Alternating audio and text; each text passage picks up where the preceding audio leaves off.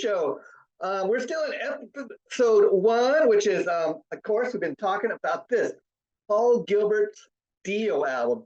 Now, I just got to say that, as you can tell from the first three parts of this episode that we've done, I just really love this album.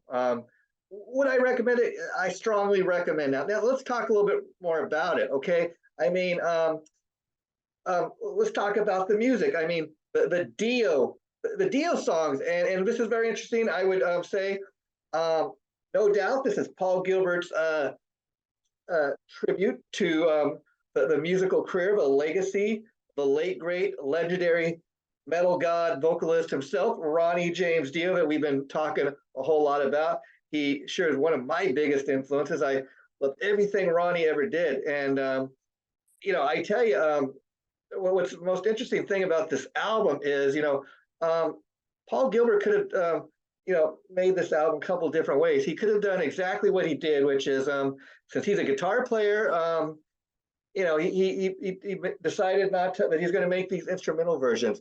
And as we've been discussing, what makes these such interesting versions is that because he's a guitar player, he could have sang some of the songs himself, but maybe Paul didn't think that he had the ability to sing these Dio songs, because let's be honest, Dio is, many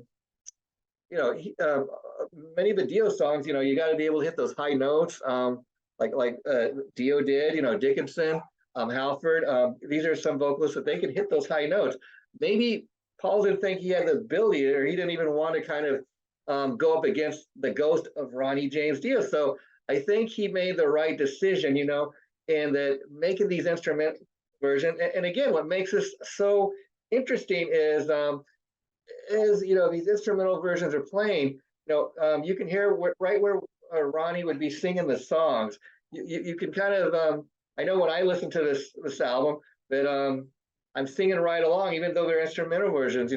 I've heard all these songs so many times throughout my life that even though these are instrumental versions and they don't feature a vocal track, it's very interesting because I'm still able to sing right along with them. I think that's the very thing that Paul Gilbert accomplished. Let's be honest. So many times when you listen to an instrumental album, unless you're listening to Joe Satriani or a Steve Vai album, it's very hard when you got an album, say 10, 11, 12 tracks, and it's nothing but instrumental music. It's hard to kind of keep your attention. But I was able to listen to this all the way through. And so again, I give Mr. Gilbert a thumbs up. A great product here. He delivered the metal good. And as I was saying, it really is a tribute to the legacy and the career of Ronnie James Dio. I'm very glad that he took a little bit from all throughout Ronnie's career. He could have just concentrated on nothing but Dio songs. But again, these are Dio songs because it doesn't matter if I'm talking about Long Live Rock and Roll, Neon Nights, The Last in Line. When we think of these songs, it doesn't matter if we're talking about Black Sabbath, Rainbow, or Dio. They all featured the great legendary Ronnie James Dio. So in essence, these are the Dio songs. Okay, that's just my take on it. Now, if you were to ask me, is anything missing? Anything that could have made this album any better? I answer that in two ways. I love the album as it is, because again, like I said all throughout first episode of the Big Bang Review Show, and talking about Paul Gilbert's Dio album, and I've read many people's comments online, and they've had the same feeling that I had.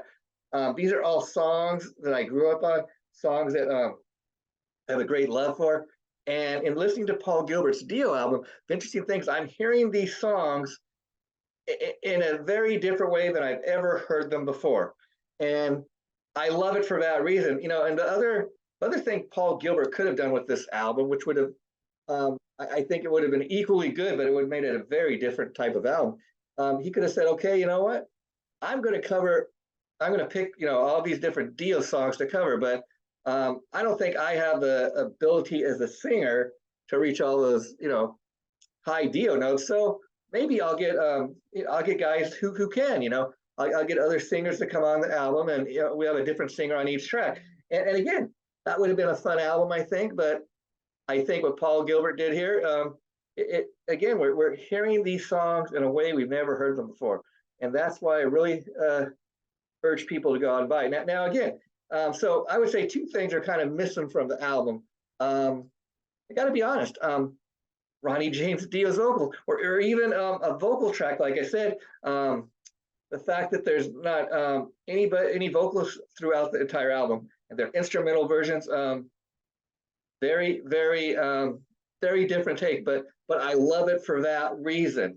Another thing that I don't know if it's necessarily missing, but like many people might expect, okay, you're going to get all the great Dio songs. You're going to get Last in Line. You're going to get Holy Diver. You're going to get Neon Nights. You're going to get Man on Silver. You get all those songs and so much more.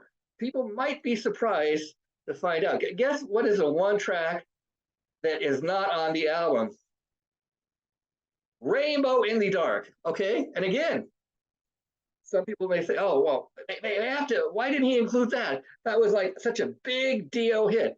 I mean, I think maybe that's why. Maybe Paul Gilbert decided, well, that's kind of the most obvious choice of a song to pick. So I think maybe for that very reason, he did not feature a version of Rainbow in the Dark.